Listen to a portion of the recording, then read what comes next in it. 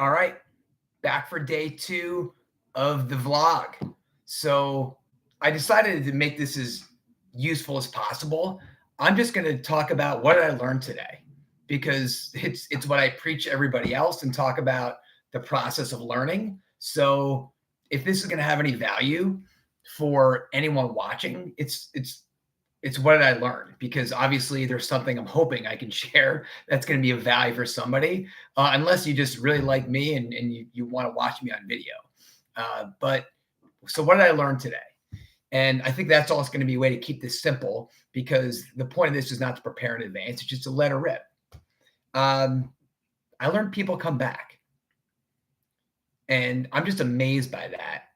And just in thinking about what I would consider to be enterprise sales, because for my coaching business right now, really for the last year, I've been focused on a very high ticket offer.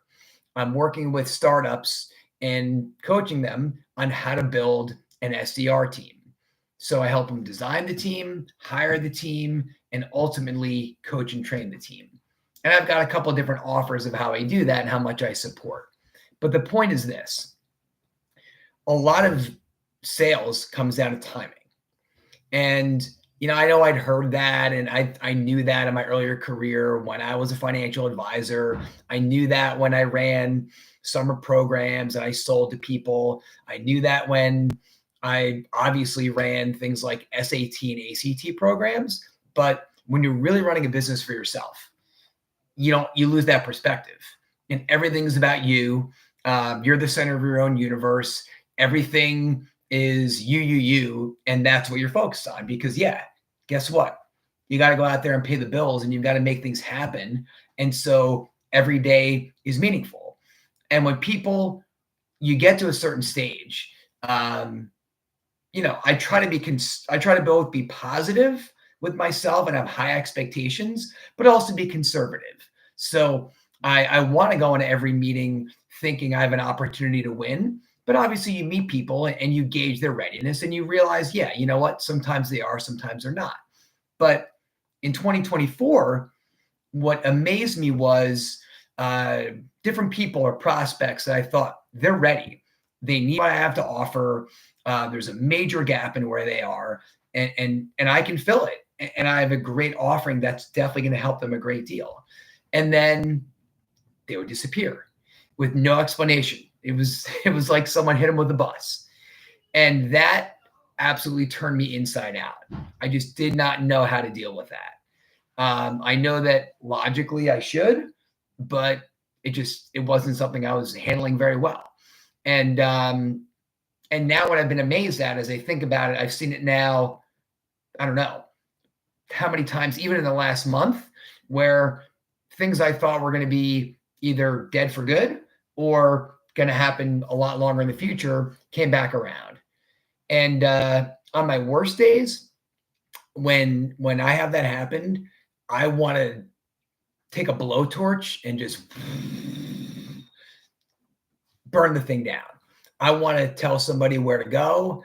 I want to send a nasty response. I want to call them up and I want to rip someone's head off. But I got to think back to when I used to coach wrestling. And there would be those times when the team absolutely laid an egg and I wanted to just explode. And you know what? Once in a while I did. And in the moment, it felt awesome to just let it rip and have no filter whatsoever. But as soon as it was over, I realized that didn't really accomplish anything. And all I did was blow off steam. And as a matter of fact, I was probably kind of a schmuck in the process. And if anything, all it did was hurt my reputation with my team. And so if I wanted to go nuclear on somebody and let it rip, that might feel great or gratifying for seconds, but also it kills a long-term opportunity of what can happen. And really, it's just a poor reflection on me as much as anything else. Yes, it doesn't feel good to be treated poorly. And I guess I perceive that sometimes as putting a lot of energy into something and not getting the courtesy of a response. But look, at the end of the day, you got to realize and remember that you're not the number one priority in anybody's life, other than your own. And even if you've got the greatest offerings in sliced bread, then it's still not going to be top of mind. And sometimes people have the best of intentions to get back to you and to communicate, but they don't execute and follow through. And those reasons are just things that are outside your control. Let go of the things that you can't control and focus on the things that you can. So I'm grateful that some people have really come back in this month, and it's just changed my whole perspective around, giving me more faith in the process, and just been a lot of fun.